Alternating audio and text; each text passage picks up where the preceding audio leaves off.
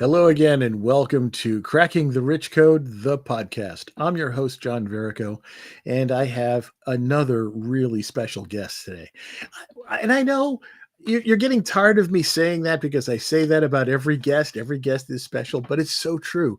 I mean, the authors in the Cracking the Rich Code book series are just phenomenal. And that's why I love doing this podcast so much because I get a chance to deep dive with them into who they are, what they're about. And our guest today has a super interesting background. I can't wait for you to meet her. She is an authentic leadership and life coach who has an extensive background in the medical profession as well as in leadership and coaching. So let's bring in the amazing Meg Hall. Meg, Good welcome, morning. and how are Thank you today? you. I'm doing fabulous. Excited to be here. Well, I'm excited that you were able to join us today. And so, wow, I was looking over your background. I can't wait for volume 18 to come out, by the way, or to Yeah, get my hands me on a too. copy of it, because I can't wait to read what you wrote. But I was looking at your background. I'm like, here's a person who was a nurse for many years and then has been in leadership roles in the healthcare industry. And then look at you now. So let's tell a little bit about who Meg Hall is and how you have evolved to this authenticity leadership guru that you've become. Well, thank you. So, I have an interesting background. So I grew up in a very violent, mentally ill home as a child, lots of abuse happening. And so one of the reasons I became passionate about authenticity is when I graduated, went to college, I had no idea who I was. And it actually took me another 20 to 30 years to figure out who I was. In the meantime, I was told I was going to be a nurse, so I became a nurse. Initially, kind of pushing back on that, but found just tremendous value in the nursing profession. Started off in psychiatry, which is kind of funny because I grew up in a mentally ill home, but I just felt at home in that. And absolutely loved working with patients to help them manage those symptoms, recover, depending on the severity, and then just naturally kind of fell into leadership. And one of the things I realized was so many of the leaders that I worked with were just doing what the company told them to do. I never got to know who they were as a person. And so as I developed my leadership style, my passion was really to maintain as much authenticity as I could in my leadership. There's some things you have to do when you work in corporate America that you don't have a choice on. But with my team and my staff, I was much more transparent than many leaders and just communicated very authentically. And that brought so much reward and so much joy and a few challenges along the way. Always challenges, isn't there? Yes. It's interesting as we go through life and go through different work environments and things like that, and experience the leadership styles of different people. We get to feel what each leader makes us feel like. Yes. And then that makes us determine how hard we're going to work or Mhm. or how we feel about what it is that we do and how we feel about the environment that we're in. And the fortunate aspect of this is that even if you go through a period with a really awful, bully leader or something, you can learn something from it, and hopefully the takeaway is things not to do or things, and we choose the behaviors that we want to emulate. So Yes. were there any, and I don't mean to blindside you with a weird question, but we don't do prepared questions on this thing anyway. So um was there any particular leader or somebody you worked with or worked for or that you admired that made you decide to be this authentic type leader That's a despite great the question. challenges? Yeah, that's a great question. I think she was my second administrator when I was a manager for the county in Phoenix. She was just this You know, the saying, when E.F. Hutton talks, everybody listens. Well, this was kind of the way with her. When she'd walk into a room, she had this presence about her. She was always very honest, at times brutally, but very honest, very direct. She was engaged in really helping us grow as leaders, and would give us very specific feedback. And she was just, she'd go into some very contentious situations. She always remained calm. She always remained professional, but she would pull out these one-liners that would just kind of stop everybody in the room and go, "Oh, we didn't think about that." And so she became very much a role model for me, as I move forward in my career. It's always, for me, finding those kinds of people and Mm, watching them, those types of folks who can remain calm and cool and collected and sane, in the middle of craziness going on around us. I've always admired that. I'm Italian. I can't help but have an emotional reaction initially to something, and then I can back down. But the initial response is usually kind of like, rah. mhm, But those folks who can be so calm and casual, but yet uh, are smart and can mhm, maintain. That's always been a trait that I've truly admired, and mhm, so glad that you found that in somebody mhm. and that you recognize those things and chose that type of behavior to emulate. Right, exactly. Yeah, and How she had influence all the way along my career because I really worked hard and did get feedback that I accomplished it to just remain calm. I always used to say one of my sayings was, "Is somebody gonna die if I don't answer this in the next hour?" And I worked mostly in ambulatory care, so the answer was usually no, unless it was a code or something like that. Most of the right? time, you could take overnight to make a decision, and I would have other leaders very frustrated because I would say, "You know what? I don't have to decide this right now. I'm gonna think about the pros and cons, and then I will let you know tomorrow." And I really got that from her. Nice. So how now did you kind of turn that into lessons that you teach people as a coach and as you evolved into a speaker? And so I think, over the years in leadership, like you mentioned earlier, we have some great experiences and we have some real challenging ones. And I kind of mentioned that in my chapter about, once you find your authentic self, finding an environment that you can work in that will give you at least a level of authenticity that you can be at peace with. And so that's kind of what I had to do. And when I couldn't find that, then I knew it was time to move on.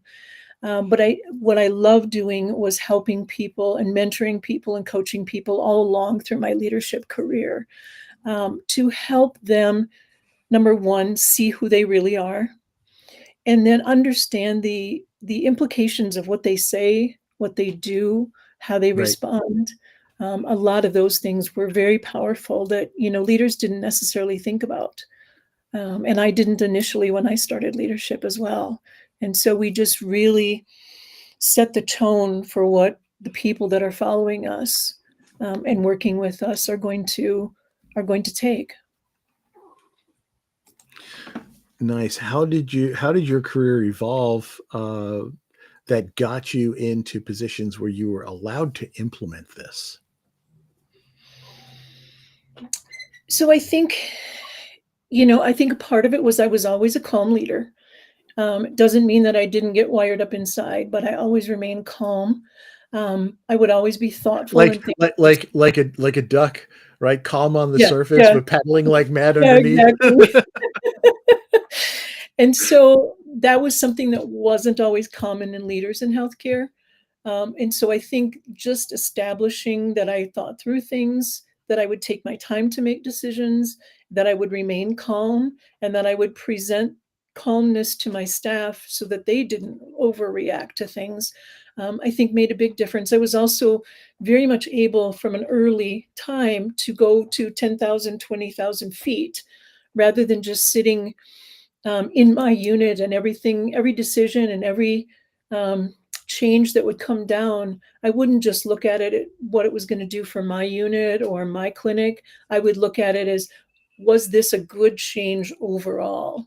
And Nice. that was something I really had to mentor a lot of people in is, don't just look at your own unit, look at the bigger picture.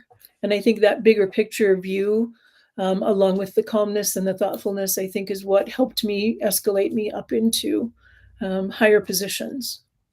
And then I was able to really kind of lead whole units and whole departments that way.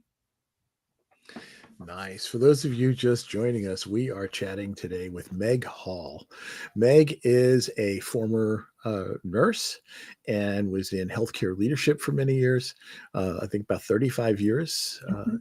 which is just staggering to think about, because you don't look old enough for that. Uh, Well, thank you.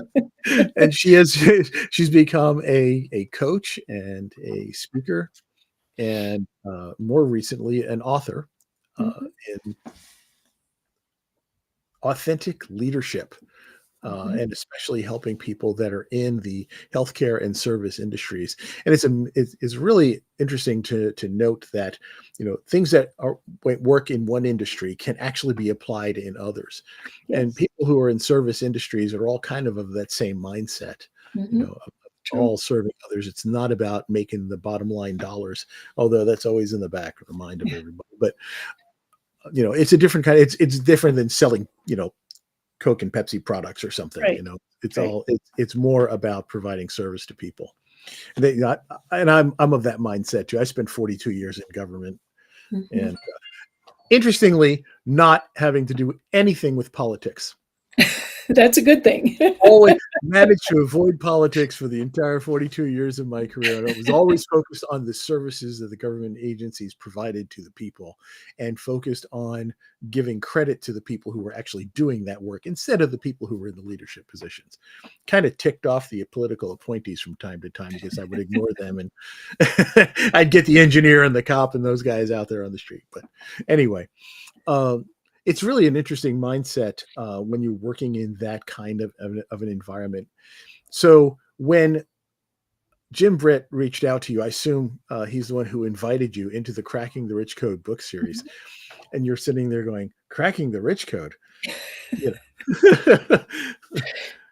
What was your initial reaction? My initial reaction is, I don't belong in here because I'm not about money. I'm not about getting rich. And then as we continued to talk, I went, well, I am about living and leading richly. And so I was able to kind of make that transition. But yeah, my first response is, no, I'm not your gal. And a similar reaction too. I was like, wait a minute. But yeah, once we realized we're talking about rich life, Hmm. not rich, not financial stuff. I said, Right. oh yeah, yeah. So it's quite an honor to be invited into such a book series. And so It is. now, you're invited into the book, and you're sitting there, okay, what am I gonna write about for this? So tell us a little bit about your chapter and how that came to be. Yeah, in fact, when I had the initial meeting with Jim, I said, well, one of the things that I'm extraordinarily passionate about is authenticity. And I said, would you be open to my chapter being related to that? And he said, absolutely, yes. He said, we've not had anybody that's really focused really on authenticity. And so I said, okay, that's my chapter. And so it was fun to sit and write. I have a writing coach, and so shared, my draft with him as well and got feedback. But it was really an opportunity for me to think about what would someone want to read about authenticity. I mean, I do workshops on it, speak on it, um, but when you're looking at in the concept of cracking the rich code, what do people want to know? And so I really tried to talk about in my chapter, number one, what is authenticity? And then what value does that bring to make your life even richer? So I talk about authenticity span. So once we become authenticity, instead of a lifespan, which is what we talk about in healthcare and in general, this is an authenticity span. And I didn't get into my true authentic self until probably my 40s. And so, right now I've got, a couple decades of authenticity. I wish I would have been able to do that another 10 years earlier. Yeah, But we right. just talk in the chapter really about what you gain out of, first of all, taking the time to find your authentic self, and then we do, when I work with people, we do kind of an audit to see, when you look at your values and the time that you're spending in a week's time, how much is matching your values with what you're doing and how you're spending your time. And that's usually a big aha moment for people is, wait a minute, I say my family, my faith, my, whatever is my values. And yet I spend 10% of my time in a week really focused on those things. And so that's kind of a turning point for people to really, number one, look at their values and identify, because they can change over time, what they are Oh, currently, yes. and then how am I living my life? Am I living according to those values the best I can? Meg, you brought up something really interesting. You said the fact that, you didn't start living your authentic self until, you were in your 40s. Mhm, And I think a lot of us do that. We live the life that other people mhm, envision for us, or that exactly. other people dictate we should have. Yes, And very much. it takes a lot of courage Mhm, for us to finally become our authentic self or to show who mhm, we are. But you also mentioned the fact that sometimes we don't know who that authentic self mhm, is at first. right. Yeah, it's So, it's a journey to really figure out, and that was a big thing for me. I grew up in a home where I was told exactly what I could say, what I could do, how I could walk, what I was gonna be, everything. And so it took a while for me to even realize that that wasn't me. And then I lived pretty much for the next 15, 20 years based on what people told me to be, just like you mentioned.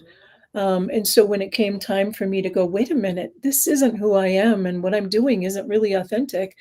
And I was pretty authentic in my professional life, but not in my personal life. And that's an awareness for people sometimes too. Maybe one of the aspects of your life, you're quite authentic, and another one, you're just living by what everyone else expects and demands of you. So yeah, it's not uncommon to be in your 30s and 40s and even 50s before you find your authentic self and start living to that. now, you said that you were authentic in the workplace, but Mhm. not in your personal life. And normally we think about that being completely switched. Okay. People are more authentic in their personal life, and then they get in their professional life, and then they kind of put on a mask.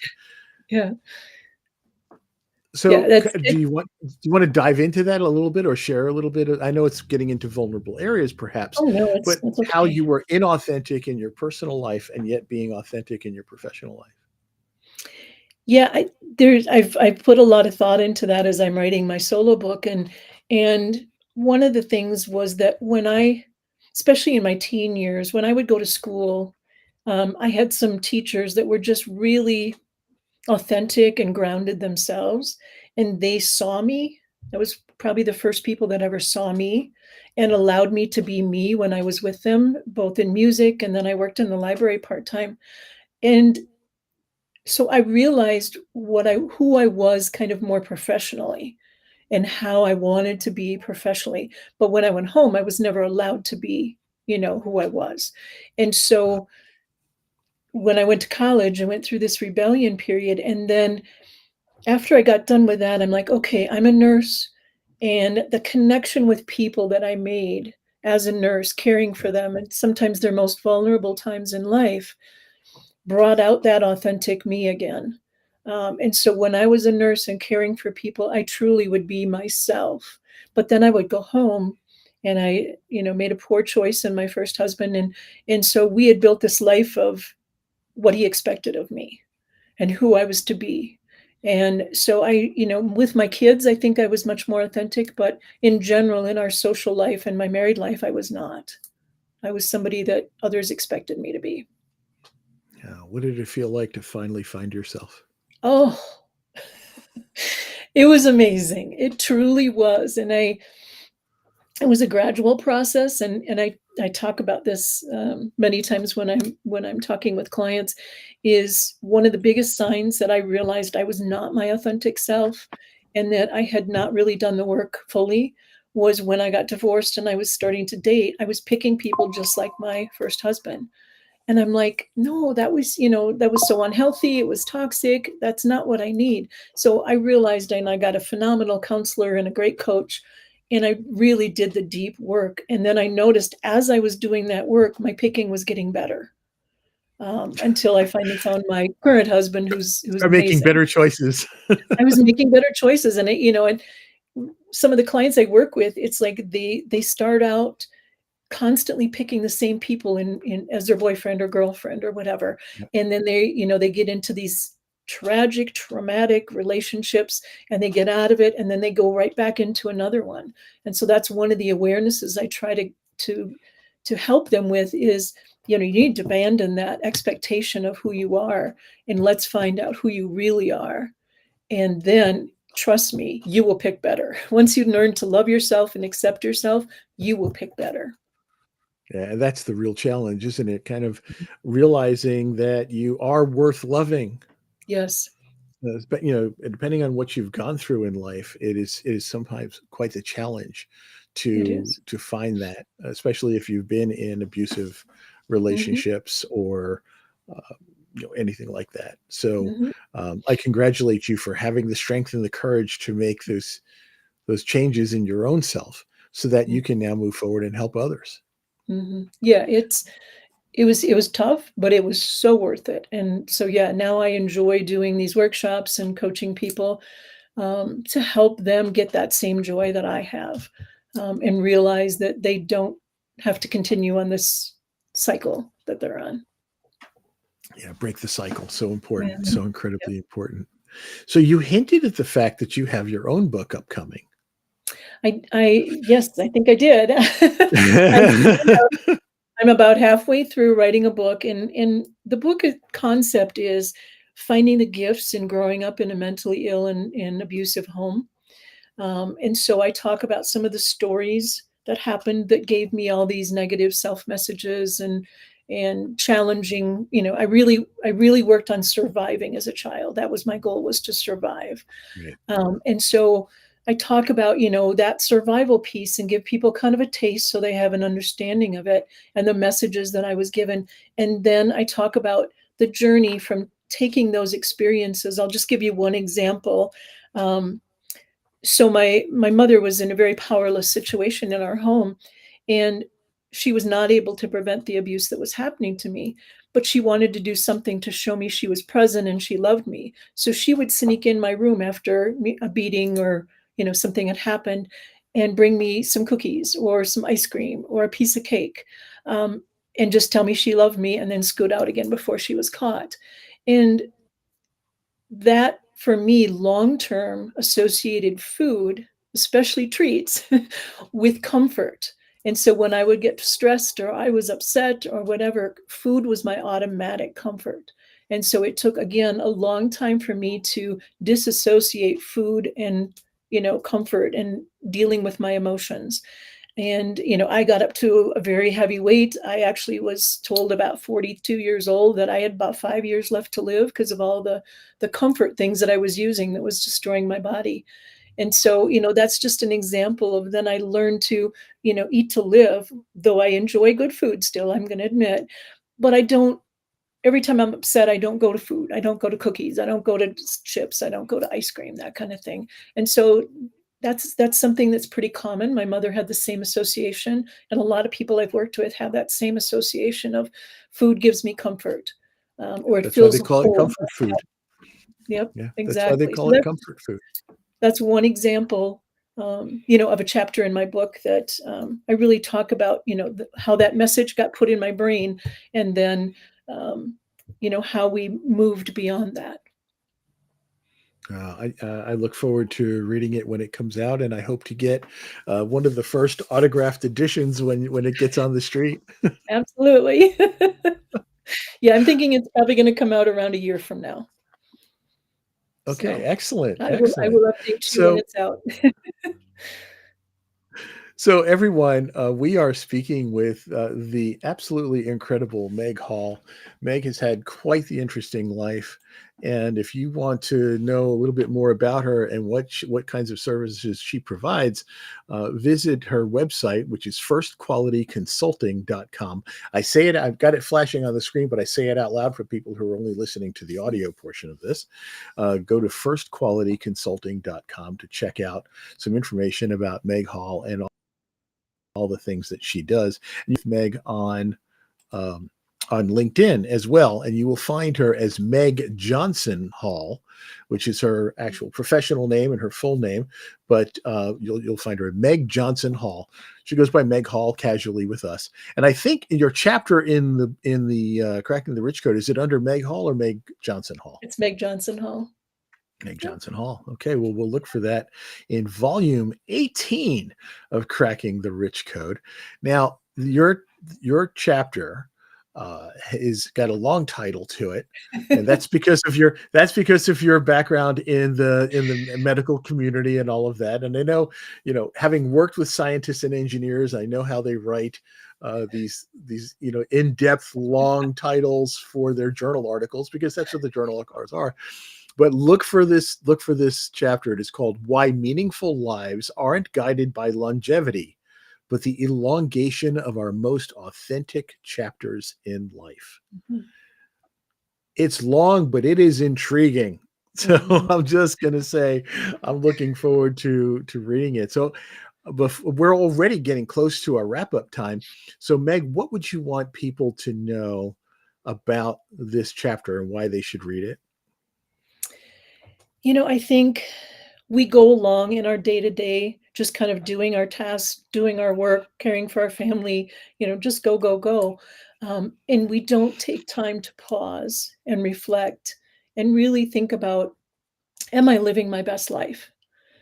Is this truly an authentic quality life, a rich life that I want to have? And so I'm hoping that people will take time to read this chapter and take the time to reflect and look at, all of their pieces of their lives, and see, do I even know who I am? And if I do, am I living consistently to my values on a day-to-day basis? I love it.